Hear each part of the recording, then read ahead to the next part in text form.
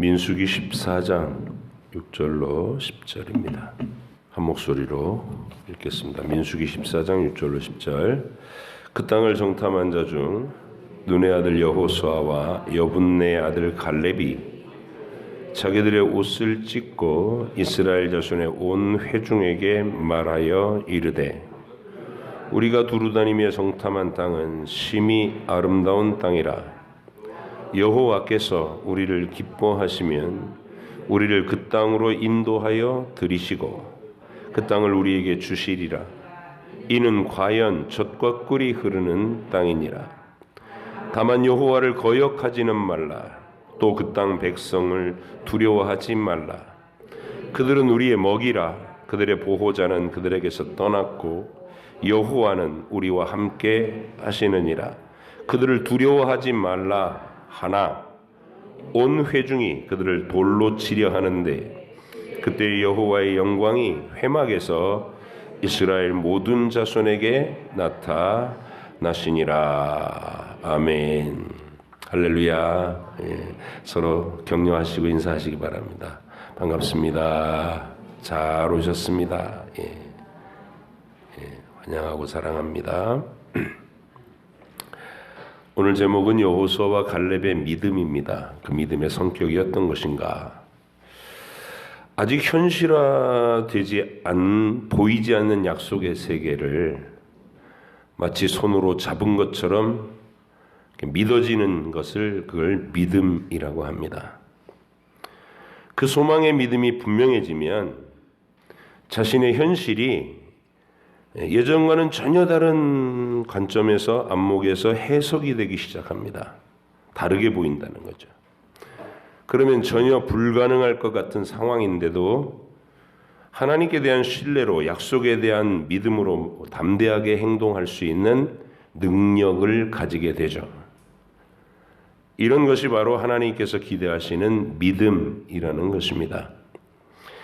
오늘 본문에서 볼 수 있는 여호수아와 갈렙의 그 믿음과 태도는 하나님께서 말하시는 진정한 구원받은 신자의 모습이고 구원받은 믿음인 것입니다. 그런데 이 믿음이라는 것이 내가 이런 믿음을 가져야 되겠다 이렇게 결심한다고 생기는 것이 아니라고 지난 시간에 말씀드렸습니다. 믿음도 선물이다. 믿음은 우리가 결심하고 믿고 싶어서 노력한다고 생기는 것이 아니고 하나님 편에서 주시는 이 선물이라는 점을 분명히 했습니다. 하나님의 선물인 이 믿음이 우리 안에서 이렇게 모습을 드러내는 과정이 있습니다. 마치 씨앗이 심겨져서 싹이 나고 이렇게 줄기를 뻗어가듯이 내 안에 이 믿음, 선물로 주신 믿음이 시작된 시점부터 이렇게 드러나는 시점까지, 그것을 조금 상세하게 순차적으로 설명하는 것을 전문 용어로 구원의 서정이라고 그럽니다. 구원의 서정. 한번 알아두세요. 구원의 서정. 쉽게 표현하면 구원이 내 안에서 일어나는 순서라는 뜻입니다. 이 순서를 표현해주고 있는 대표적인 성경 구절은 로마서 8장 29절로 30절인데요. 한번 들어보세요. 하나님이 미리 아신 자들을 또한 그 아들의 형상을 본받게 하기 위하여 미리 정하셨으니 이는 그로 많은 형제 중에서 맏아들이 되게 하려 하심이라. 또 미리 정하신 그들을 또한 부르시고 부르신 그들을 또한 의롭다 하시고 의롭다 하신 그들을 또한 영화롭게 하셨느니라. 순차적으로 진행되는 뭔가가 있다는 얘기예요. 이런 종류의 표현이 나오는 모든 성경 구절들을 쫙 이렇게 종합적으로 정리해 보면 제일 먼저 등장하는 것이 예정입니다. 예정. 성경 구절의 표현으로는 하나님의 택하심이라고 썼거나 아니면 미리 정하셨다라고 하거나 또는 영생을 주시기로 작정된 자라고 표현되어 있습니다. 하나님 편에서 아담이 타락한 이후에 태어날 전체 인류 중에서 예수님을 통한 영생이라는 선물을 누구누구에게 줄 것인가를 미리 정하셨다는 뜻입니다. 이 선택에 들어오지 못한 사람들은 미리 정하셨다는 이 말을 가장 싫어합니다. 하나님이 사람을 차별하는 무슨 그런 하나님이 있냐 그러면서 그런 하나님 나는 못 믿겠다. 선택하셨다는 하나님을 미워합니다. 그러나 이 선물을 받은 사람들은 어떤 반응을 하느냐면 자격 없는 나 같은 것을 선택해 주시다니 이 어찌된 은혜입니까? 하면서 감격을 합니다. 이게 선택받은 표시예요.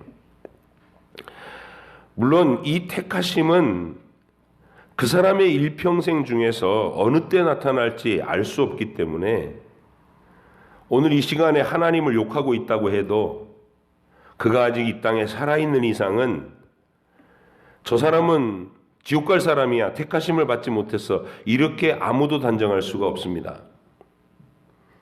구원받은 한평 강도도 같이 처음에 매달렸을 때만 해도 같이 욕하다가 십자가 위에서 의연하신 주님을 보고 그 순간에 마음을 고쳐먹고 회심해서 천국으로 영접되었다는 사실을 잊어서는 안 됩니다. 어느 시점에서 싹이 날지 몰라요. 바울도 부활하신 주님을 뵙고 회심하기 전까지는 예수님을 저주할 자라고 말하면서 예수 믿는 사람들을 잡아다가 죽이려고 하는 스데반은 실제로 죽게도 만들었고 마치 택하심을 받지 못한 자처럼 살았다는 거죠. 누군가가 택하심을 받았는지 못 받았는지는 오직 그가 믿음 안에 들어왔을 때만 알 수 있게 되는 겁니다. 택하심을 입은 사람에게 나타나는 두 번째 과정은 부르심입니다. 하나님이 택하셨다면 반드시 이 과정이 일어난다는 거예요. 어려운 말로는 전문 용어로는 소명이라고 합니다. 소명. 하나님께서 구원하시기로 정한 영혼에게는, 인간에게는 어떤 경로를 통해서든지 그에게 예수 그리스도 소식을 들을 수 있도록 인도하십니다.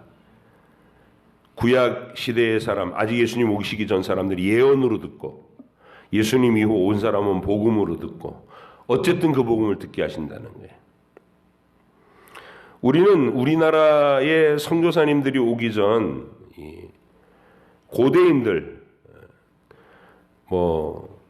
조선시대나 그 이전 고려시대나 삼국시대나 그 사람들은 전부 다 지옥 갔을 거라고 생각하지만 삼국시대에도 페르시아까지 가는 실크로드 교역을 통해서 신라에 이 기독교가 전파되었을 수도 있다는 주장들이 있어요. 유물들도 나오고. 어떤 한 사람의 주변에, 그러니까 어느 시대나 이렇게 택하심 받은 영혼에게는 어떤 경로를 통해서든 복음이 접촉되게끔 하신다는 뜻이에요.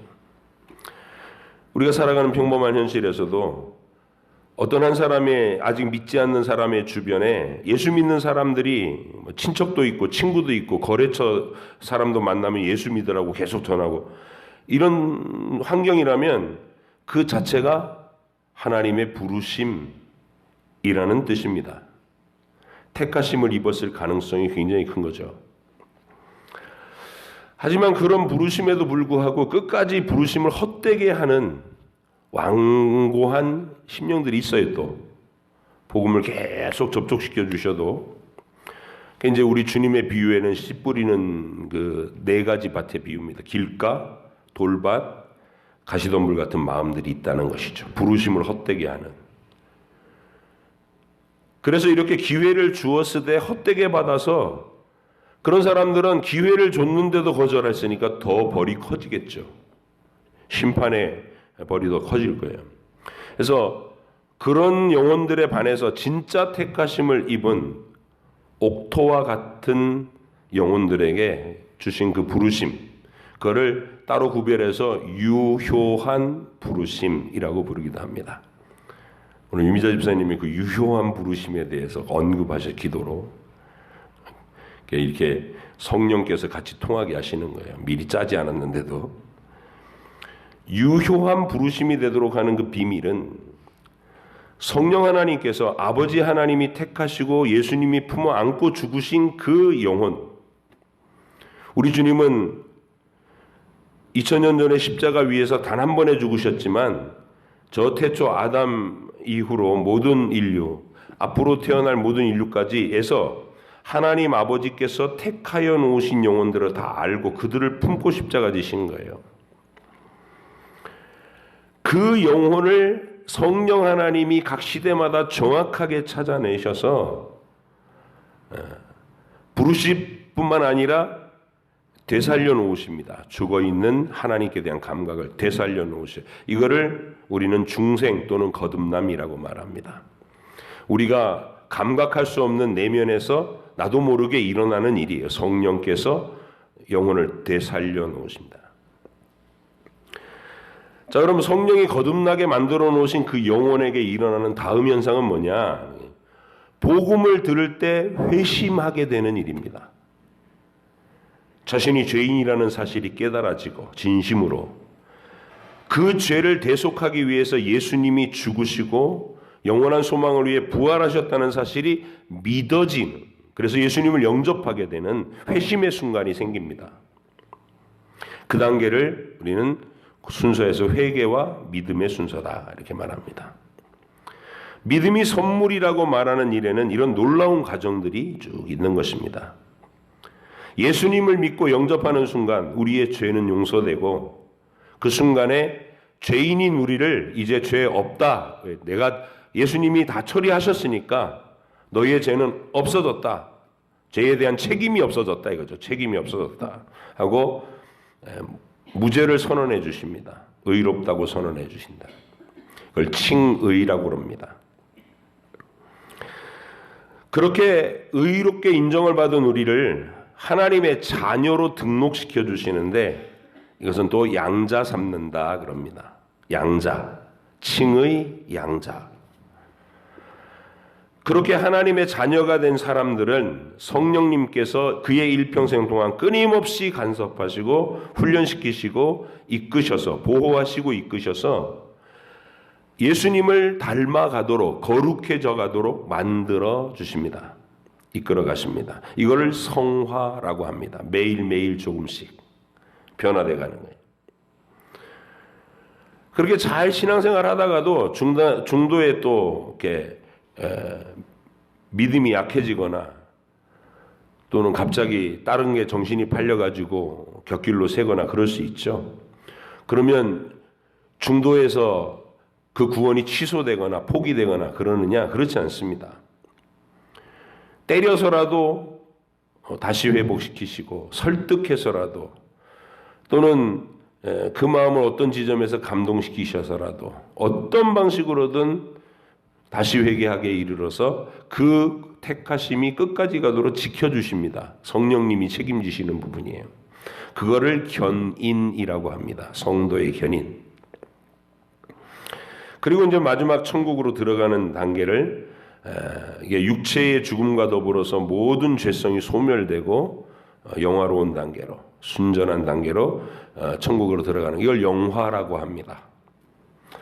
우리가 구원받는다라는 말에는 이런 놀라운 신비로운 과정들이 내적으로 또는 눈에 보이는 현상으로 나타나게 되는 겁니다. 그걸 처음부터 쭉 얘기하면 예정, 부르심, 거듭남, 회개, 믿음, 의롭다고 칭해 주심, 양자 삼음, 자녀로 삼아 주심, 성화, 견인, 이 견인을 딴 말로 보호, 그리고 영화, 이렇게 놀라운 과정을 통해서 한 영혼이 심판받을 자리에서 건지심을 받아 구원의 자리로 들어가는 것입니다.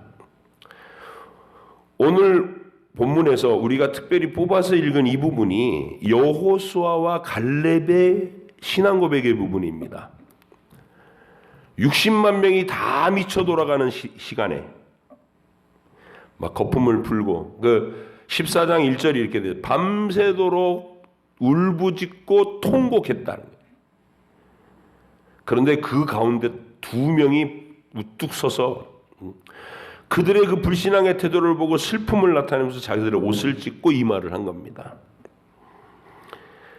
어떻게 이런 신앙을 고백하시나? 여러분 다시 한번 읽어보겠습니다. 6절부터 10절까지 시작. 그 땅을 정탐한 자 중 눈의 아들 여호수아와 여분네 아들 갈렙이 자기들의 옷을 찢고 이스라엘 자손이 온 회중에게 말하여 이르되 우리가 두루다니며 정탐한 땅은 심히 아름다운 땅이라. 여호와께서 우리를 기뻐하시면 우리를 그 땅으로 인도하여 들이시고 그 땅을 우리에게 주시리라. 이는 과연 젖과 꿀이 흐르는 땅이니라. 다만 여호와를 거역하지 말라. 또 그 땅 백성을 두려워하지 말라. 그들은 우리의 먹이라. 그들의 보호자는 그들에게서 떠났고 여호와는 우리와 함께 하시느니라.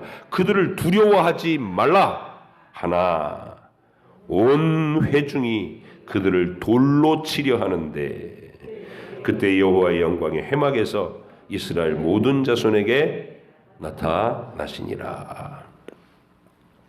하나님께서는 이 여호수아와 갈렙 이전에 500여 년 전에 조상 아브라함에게 해주셨던 약속이 자신들의 눈앞에 현실에서 성취될 것을 믿는 믿음의 고백인 겁니다. 지금 이게 아직 손에 붙잡지는 않았지만 하나님이 약속해 주셨으니 우리 거다 이렇게 얘기하는 거예요. 우리의 먹이라 이렇게 얘기합니다. 그야말로 하나님의 약속이 믿어지는 믿음인 것입니다. 이 믿음이 여호수아와 갈렙 속에서 나온 게 아니라는 거예요. 그렇다면 그들이 영웅시돼야 되지만 우리는 그런 믿음을 주신 하나님의 은혜가 얼마나 큰가. 그리고 여호수아와 갈렙만 그 믿음의 고백에 있는 게 아니라 우리도 그 주인공이다 그 말을 분명히 가져야 된다는 것입니다. 이 믿음이야말로 바로 택하신 영혼에게 주시는 하나님의 선물인 믿음입니다. 하나님이 미리 정하시고 그 시대에 부르셔서 내면에서 거듭나게 하시고 회개와 믿음, 내 노력과 의로는 하나님께 나아갈 수 없고 장차 보내실 그리스도의 언약으로 내가 구원받는다. 그리고 그 약속이 우리 눈앞에서 저 가나안 땅을 얻는 것으로 성취될 것이다. 이런 고백을 한 거예요, 그 사람들이.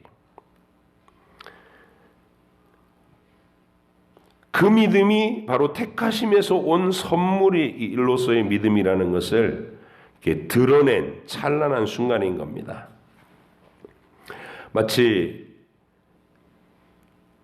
화분에 심었던 씨앗이 싹이 나고 맹렬하게 막 계속 싹을 나서 줄기를 뻗어서 마침내 꽃이 피고 열매를 맺힌 것과 같은 찬란한 순간, 그게 오늘 본문인 겁니다. 여호수아와 갈렙, 40살의 여호수아와 갈렙에게 나타나신 하나님의 택하심의 증거, 꽃 피운 열매, 이것이 믿음의 순간입니다. 이 구원의 믿음을, 선물로 받은 이 구원의 믿음을 히브리서 11장에서는 또 다른 멋진 표현을 우리에게 들려줍니다. 히브리서 11장 1절로 3절에 이렇게 말합니다. 믿음은 바라는 것들의 실상이요 보이지 않는 것들의 증거니 선진들이 조상들이 이로써 증거를 얻었느니라. 믿음으로 모든 세계가 하나님의 말씀으로 지어진 줄을 우리가 아나니 보이는 것은 나타난 것으로 말미암아 된 것이 아니니라. 말이 좀 어려워요. 그래서 이걸 약간 우리가 쓰는 일상적인 어투로 번역한 공동 번역을 통해 다시 한번 들어보세요. 공동 번역이 이렇게 말합니다. 믿음은 우리가 바라는 것들을 보증해 주고 볼 수 없는 것들을 확증해 줍니다. 옛사람들도 이 믿음으로 하나님의 인정을 받았던 것입니다. 우리는 믿음이 있으므로 이 세상이 하나님의 말씀으로 창조되었다는 것, 곧 우리 눈에 보이는 것이 보이지 않는 하나님의 말씀에서부터 나왔다는 것을 압니다. 우리가 가진 믿음입니다. 아벨에서부터 시작해서 노아와 아브라함, 이삭, 야곱 등을 다 거론한 이 히브리서 기자는 11절에서 11장 13절로 14절에서 이렇게 말합니다. 그들은 모두 믿음으로 살다가 죽었습니다. 공동 번역이에요. 약속받은 것을 얻지는 못했으나, 손에 쥐지는 못했으나 그것을 멀리서 바라보고 기뻐했으며, 우리처럼 천국 소망을 바라보고 기뻐했으며, 이 지상에서는, 여기서는 자기들이 타양 사람이며 나그네에 불과하다는 것을 인정했습니다. 제가 아까 서두에 여는 기도를 할 때 나그네와 행인이라는 말은 방관자로 산다는 게 아니에요. 염세주의로 세상 등지고 산속에 들어가서 도만 닦다가 천국 간다, 그런 뜻이 아닙니다. 우리가 나그네와 행인이라는 것은 이 땅에다가 집착을 두지 않는다는 거예요. 이 땅에다가 소망과 위로를 구하지 않는다는 거예요. 소망과 위로는 하나님께로부터 늘 받고 있고, 영원한 본향에다가 내 모든 소망을 두고, 우리는 이미 넉넉한 자로서 이 땅에서 사망과 죽음 안에 허덕거리는, 자기가 삶의 의미도 모르고 어디로 가야 되는지도 모르고 심판의 두려움도 모르고 이 땅에 잠시 있다 사라질 것들에 집착하고 아웅다웅 살아가는 그들에게 선한 이웃이 돼서 끊임없이 그들을 도와주고 그들에게 복음과 생명을 계속 전해주는 그런 멋진 이웃으로 나그네와 행인입니다. 그들이 이렇게 생각하는 것은 그들이 찾고 있던 영원한 고향이 따로 있었다는 것을 분명히 드러낸 것입니다. 이렇게 번역해요. 그렇다면 가데스 바네아에서 딱 이 두 사람에게서만, 물론 모세와 미리암이나 아론 이런 사람들은 다 그 믿음을 갖고 있었지만 그 장면에서 막 60만 명이 울고 밤을 새고 통곡을 하는 그 참담한 자리에서 용감하게 일어나서 그 선물로 주신 믿음을 강하게 선포할 수 있었던 이 두 사람의 영광스러운 장면을 하나님께서 성경으로 기록해 놓으시고 그 정점을 포착해 놓으신 거예요. 이게 하늘나라에서 영원히 기념될 아름다운 장면, 찬란한 장면이다. 하나님을 기쁘시게 했던 신앙 고백의 현장. 바로 그런 그 찬란한 순간이 우리에게서는 어떻게 고백돼야 되나? 우린 가나안 땅에 들어가는 거 아니잖아요. 그죠? 천국을 소망하는 건데 우리가 고백해야 될 믿음은 이렇습니다. 로마서 10장에서 사도 바울이 로마서 10장 8절로 13절. 그러면 무엇을 말하느냐? 말씀이 내게 가까워 내 입에 있으며 내 마음에 있다 하였으니, 유효한 부르심으로 복음을 듣게 해주셨다 이 말이죠. 여러분이 이 교회에 나와서 설교를 듣는 이 자리가 부르심의 현장이라는 거예요. 네 마음에 있다 하였으니 곧 우리가 전파하는 믿음의 말씀이라. 네가 만일 내 입으로 예수를 주로 시인하며 또 하나님께서 그를 죽은 자 가운데서 살리신 것을 내 마음에 믿으면 구원을 받으리라. 사람이 마음으로 믿어 의에 이르고 입으로 시인하여 구원에 이르느니라. 성경에 이르되 누구든지 그를 믿는 자는 부끄러움을 당하지 아니하리라 하니 유대인이나 헬라인이나 차별이 없음이라. 한 분이신 주께서 모든 사람의 주가 되사 그를 부르는 모든 사람에게 부요하시도다. 누구든지 주의 이름을 부르는 자는 구원을 받으리라. 이 구원의 믿음은 믿어지는 그 사람에게는 구원과 확신과 감격을 줍니다. 하지만 듣고도 믿어지지 않는 사람들이 있죠. 그 믿어지지 않는 사람은 반드시 적대적인 반응을 하게 되어 있습니다.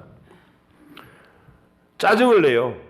왜 자기들에게 구원이 필요하다느니, 믿지 않으면 지옥 간다느니 이런 불쾌한 말을 하느냐며 믿음의 사람들을 미워합니다. 복음을 전할 때 격하게 거부감을 나타냅니다. 이 현상이 반드시 따라오게 돼 있어요. 그래서 내가 예수 믿는 사람이라는 거, 그리고 예수님을 믿어야 한다는 것을 선포하는 현장에는 언제나 이 현상이, 갈리는 현상이, 구원받은 사람인지 아직 구원 안으로 안 들어온 사람인지가 이렇게 갈리는 겁니다. 안 들어온 사람은 무조건 마음속에 이게 거부의 반응을 강하게 나타냅니다. 그냥 부침개 들고 이거 드셔보세요 하고 이웃 방문하면 아이고 어떻게 이렇게 귀한 것을 이러면서 환영합니다.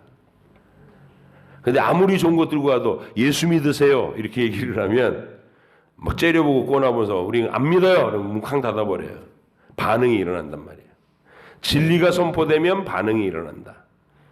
근데 구원받을 사람이 택한 사람이면 왠지 모르게 나를 영접해서 얘기를 듣고자 하는 거예요. 그런 일이 일어난다는 것이죠. 아벨의 시대에는 가인이 아벨을 미워해서 죽였고, 노아의 시대에는 그들이 방주를 짓는 내내 온 세상이 조롱했을 것입니다. 우리가 오늘 읽은 민수기의 본문의 반응은 10절에 나와 있어요. 온 회중이 그들을 돌로 치려 했다. 두 사람은 구원의 믿음을 표현했고 나머지 60만 명은 거부감을 표현한 거야. 그러므로 우리는 우리의 믿음을 드러내고 전파하는 일에 두려움이 없어야 됩니다. 내가 믿음을 고백할 때 내 주변에서 미움과 적대감이 표시되거나 아니면 내가 전하는 그 구원의 복음에 반응하는 사람들을 볼 수 있습니다. 반응하는 사람을 보면 마치 새싹을 보듯이 마음이 기뻐지는 거예요. 꽃을 보듯이 아름다워지는 겁니다. 아, 이 영혼을 하나님께서 뭔가 내가 모르는 깊은 은밀한 곳에서 이 영혼을 거듭나게 하셨을지도 모르겠구나. 그러면 막 힘있게 선포하고 힘있게 설명해 주는 겁니다. 그런데 첫 마디에 눈이 쌩하고 돌아가는 사람은 아직은 택하심이 드러나지 않는구나 이렇게 보시면 됩니다. 두려움이 없어야 돼요. 마땅히 둘 중에 하나인 거예요. 뭔가 받아들여지는 분위기거나 아니면 노골적인 불쾌감을 표현하거나. 내가 어떤 믿음을 고백하고 이 복음을 전할 때 그걸 들은 사람의 적대감이 표시되면 여러분 자신이 택하심의 주인공이며 믿음을 선물로 받은 증거가 되는 겁니다. 그게. 그래서 기뻐하셔야 됩니다. 복음을 전하고서 욕을 한번 먹어보고 복음을 전하고서 쌩한 반응을 이렇게 무한해지는 반응을 받았을 때 우리가 이렇게 내면적으로 내가 진리의 주인공이 됐구나. 기뻐하라고 그런 거예요. 이게 얼마나 본질적이고 중요한 일이냐면 우리 주님이 구원받은 성도의 특징을 묘사하는 팔복이라는 그 귀한 내용에서 가장 절정의 부분에서 이 말씀을 하셨습니다. 8번째 그걸 뭐라 그래요? 하이라이트, 클라이맥스. 천국 구원받은 사람의 특징 중에 최정점에 있는 것. 이렇게 되어 있습니다. 마태복음 5장 11절. 나로 말미암아 너희를 욕하고 박해하고 거짓으로 너희를 거슬러 모든 악한 말을 할 때에는 너희에게 복이 있나니 기뻐하고 즐거워하라. 하늘에서 너희 상이 큼이라. 너희 전에 있던 선지자들도 이같이 박해하였느니라. 아멘. 거센 핍박의 반응이 오더라도 우리는 여호수아와 갈렙처럼 자신들이 믿어지는 그 믿음을 담대하게 드러내서 선포하며 살아야 할 것입니다. 노골적으로 이 믿음의 말에 죽일 듯이 반대하던 선동자들은 가장 주동적으로 사람들을 다 막 선동시켜가지고 절망에 빠뜨리고 원망하게 만들었던 그 주동자들은 하나님이 그 즉시 심판해 버리셨습니다. 택하시지 않은 영혼인 거예요. 인생이 끝날 때까지 그 악한 믿음으로 구원을 악평하고 우리를 애굽에서 기껏 데리고 나와서 전쟁을 통해 죽이려고 여호와가 우리에게 이렇게 하셨다 이렇게 선동한 자들, 죽어가면서 이를 부득부득 갈면서 애굽이 더 나았었다라고 말하는 자들은 택하심을 입지 못한 영혼입니다. 그런데 불신앙의 악인들에게 선동을 당해서 밤새 통곡하고 원망하던 그 백성들에게는 우리 하나님의 인자하심이 어떻게 처리하셨을까요? 모세의 중재의 기도를 들으시고 그들을 용서하시고 기회를 주십니다. 시간을 더 주시죠. 각자의 수명대로. 대신 이 광야를 가나안 땅에 못 들어가고 표징이 되는 구원의 표징이 되는 가나안 땅에 현실로는 못 들어가고 광야에 떠돌면서 그 하나님이 부여하신 기회의 시간 동안에 자신들의 불신앙을 회개하고 내가 하나님을 믿지 못했던 거 회개합니다 하고 뉘우치고 인생을 마무리하면 진짜 영원한 하늘 본향에서는 자격을 박탈당하지 않고 들어갈 수 있게 해주셨다 그 말이에요. 그래서 광야 1세대들이 가나안 땅에 못 들어가고 광야에서 차례차례 다 죽어갔는데 그들이 다 지옥 간 건 아니다 그 말입니다. 살아있는 동안에 하나님이 주신 그 기회의 시간에 자신들이 그 가데스 바네아에서 보였던 그 참담한 불신앙의 장면을 회개하고 여호수아와 갈렙을 막 돌을 들어 치려 했었던 자신들의 그 어리석고 사악했던 모습에 대해서 참회하면서 하나님 저를 용서해 주십시오 하고 숨을 거뒀다면 천국으로는 영접됐을 거예요. 한편 강도처럼. 주님의 나라가 임할 때 나를 기억해 달라고. 주님은 기꺼이 손 내밀어 잡아주십니다. 그러나 죽을 때까지도 원망하면서 애굽에서 노예로 살 때가 더 좋았다고 고집을 부린 사람들이 있다면 그 사람들은 영원한 하늘 본향에서도 박탈당한 거예요. 택하심을 입지 못한 영혼입니다. 그게 드러나는 순간이죠. 우리에게 있어 여호수아와 갈렙의 고백과 같은 믿음은 아까 로마서 10장에서 읽었지만 예수님을 주로 영접하는 믿음이죠. 그걸 보다 구체적이고 세분화시켜서 상세하게 표현한 것이 사도신경입니다. 아버지 하나님, 천지와 만물을 창조하신 아버지 하나님을 믿고 우리가 타락해서 스스로의 노력으로는 그 아버지 하나님께로 도달할 수 없고 하나님이 인정하실 의에 도달하지 못한다는 것 시인하고 그래서 우리를 위해서 하나님의 아들이 육신을 입고 피조물과 같이 되어서 우리 곁에 오셨다는 것. 그래서 그 외아들 우리 주 예수 그리스도를 믿으니 이는 성령으로 잉태되어 동정녀 마리아에게서 나셨고 본디오 빌라도에게 고난을 받아 십자가에 못 박혀 죽으셨고 내 죄를 거기서 다 해결하셨고 3일 만에 장사 지낸 바 되었다가 3일 만에 죽은 자 가운데서 다시 살아나셨으며 하늘로 오르시어 전능하신 아버지 하나님 우편에 앉아 계시다가 거기로부터 살아있는 자와 죽은 자를 심판하기 위해서 다시 오실 것이다. 그리고 성령님이 우리 가운데 오셔서 교회를 이루게 하시고 우리 안에서 계속 교통하시고 우리의 죄를 소멸시켜 나가시고 죄를 용서받고 몸이 다시 살고 그리고 영원히 사는 것을 믿습니다. 여호수아와 갈렙과 같은 믿음입니다. 귀한 여러분, 우리가 어떤 문제를 해결하기 위해서 하나님께 기도를 하고 이 문제가 과연 잘 해결될까? 불안한 마음 있죠?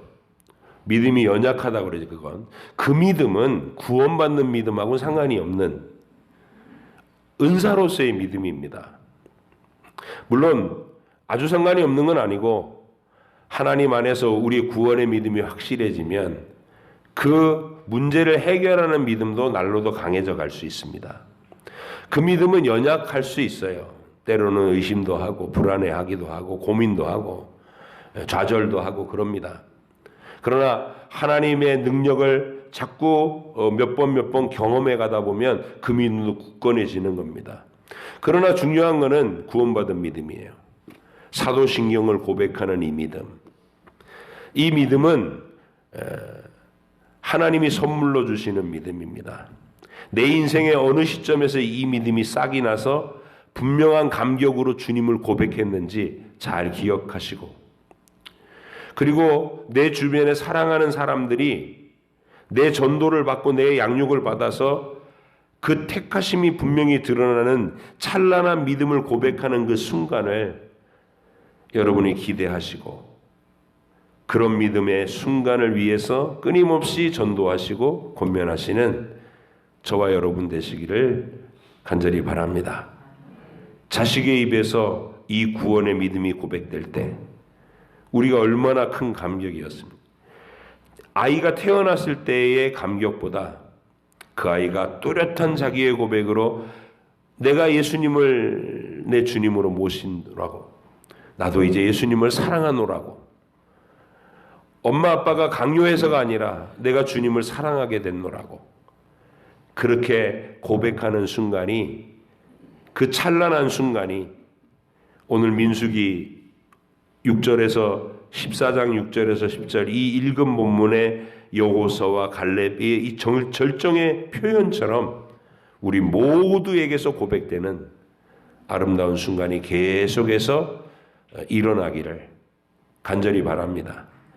이미 들어오신 여러분들은 이 구원의 감격을 날마다 새롭고 뜨겁게 간직하시고, 그리고 내 걸어가는 이 나그네의 여정에서 또 죽어있던 영혼들이 이 찬란한 고백으로 들어오는 그 순간들을 인생에서 가장 행복하고 멋진 순간으로 기억하면서 그 보람을 위해서 살아가시는 하루하루가 되시기를 주의 이름으로 축복합니다. 기도하겠습니다.